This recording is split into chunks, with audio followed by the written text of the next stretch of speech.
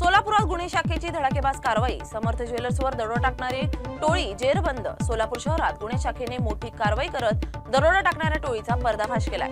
1 नोव्हेंबरला दुकानावर पिस्तूलचा धाक दाखवत समर्थ ज्वेलर्सवर दरोडा टाकण्याचा प्रयत्न करण्यात आला होता। या गुन्ह्यातल्या 6 आरोपींना अटक करण्यात आली आहे। या आरोपींकडून पिस्तूल, जिवंत काडतुस, कोयता आणि 2 दुचाकी असा मुद्देमाल जप्त करण्यात आलाय।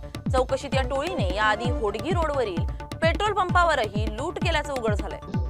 हे अशा आमसहा ज्वेलरी शॉपमध्ये दरोड्याचं प्रकरण किंवा अटेम्प्ट टू रॉबरी तेव्हाचे इन्फॉर्मेशन होतं त्यानुसार ते आमच्यासाठी खूप हिनेस क्राईम आहे। त्यामुळे आता स्थानिक पत्रकार लोक दररोज फॉलोअपला होतं आपण पण म्हणजे आम्ही आता सर्व वरिष्ठ पातळीवर सर्व DB टीम्स आणि सर्व क्राईम ब्रांचच्या टीम्स एकत्र घेऊन बैठक घेऊन त्यांच्या आतापर्यंत काय झालं आणि पुढील दिवसभर काय करायचे असा डे टू डे फॉलोअप होतं। आणि त्यात जे टीम्स फील्डवर काम केलं त्यांनी अगदी एक गल्ली शोधून काम केलं आणि तिकडं जे लीड्स होतं आमच्या त्या सर्व लीडवर पूर्णपणे 100% एफर्ट्स घेऊन डेडिकेशननी काम केलं आणि असा